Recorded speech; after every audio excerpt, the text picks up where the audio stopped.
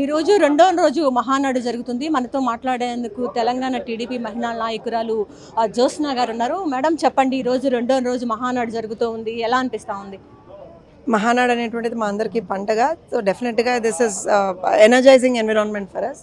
దాంతో పాటుగా ఏదైతే ఒక తీర్మానం నేను నారా లోకేష్ గారు, మా పార్టీ వర్కింగ్ ప్రెసిడెంట్ గారు ఏదైతే నేను ఒక తీర్మానం అనౌన్స్ చేశారో అది ఇంకా కూడా ఒక కొత్త ఉత్సాహాన్ని, కొత్త దీన్ని నింపింది, నూతన ఉత్సాహాన్ని నింపింది మా పార్టీ శ్రేణులందరిలోనూ. ముఖ్యంగా మహిళా నాయకత్వాన్ని మేము ప్రోత్సహిస్తామని ఏదైతే ఆయన చెప్పారో దాన్ని ఇవాళ రోజున యావత్ భారతదేశంలో ఉన్నటువంటి ప్రతి ఒక్క రాజకీయ పార్టీ కూడా ఆదర్శంగా తీసుకోవాలని చెప్పి మేము కోరుకుంటున్నాం. ప్రధానంగా నిన్న కొడాలి నాని మాట్లాడుతూ చాలా వ్యాఖ్యలు చేయడం జరిగింది. సూపర్ 6ని సూపర్ 0 అన్నాడు.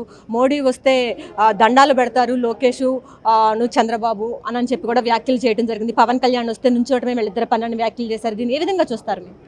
అంటే కొడాలి నాని అనేటువంటి వ్యక్తి బతికున్నాడని చెప్పి మీరు చెప్తే కానీ నాకు తెలియలేదు. ఎందుకంటే ప్రజలు ఇబ్బందుల్లో ఉన్నప్పుడు ఎప్పుడూ కూడా 2019 నుంచి 24 వరకు కొడాలి నాని అనేటువంటి వ్యక్తి ఏ రోజున ప్రజల పక్షాన మాట్లాడినటువంటి పరిస్థితి మనం చూడలేదు. ఇవాళ కూడా అప్పుడైనా ఇప్పుడైనా ఎప్పుడైనా కేవలం చంద్రబాబు నాయుడు గారిని, లోకేష్ గారిని తిట్టడానికి మాత్రమే బతుకుతాడు. సో అలాంటి వ్యక్తి గురించి మాట్లాడాల్సినటువంటి అవసరం లేదు. అతను చేసినటువంటి వ్యాఖ్యల గురించి మనం సీరియస్గా తీసుకోవాల్సినటువంటి అవసరం లేదు. వాళ్ళు కేవలం మేము బతికున్నాం, మేము ఉన్నామని చెప్పుకునేటువంటి ఒక ప్రయత్నం చేస్తున్నారు, అంతకుమించి ఏం లేదు. జగన్మోహన్ రెడ్డి గారికి ఏదైతే ఒక వ్యాధి ఉందో, అటెన్షన్ సీకింగ్ డిజార్డర్, అదే వీళ్ళందరికీ ఉంది, ఆ పేటీఎం బ్యాచ్ మొత్తానికి ఉంది. So come out of it. ఇవాళ రోజున ఆంధ్రప్రదేశ్ రాష్ట్రం అత్యంత సుభిక్షంగా, ప్రజలంతా ఆనందంగా ఉన్నారు.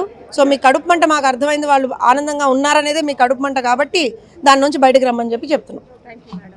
అయితే కొడాలి నాని వ్యాఖ్యలను అసలు పరిగణనలోకి తీసుకోవాల్సిన అవసరం లేదని చెప్పి అయితే జ్యోత్స్న చెప్తూ ఉన్నారు. ఇది ఇక్కడ ఉన్న పరిస్థితి. కెమెరా పర్సన్ వెంకట్తో లక్ష్మి, రియల్ టీవీ తెలుగు.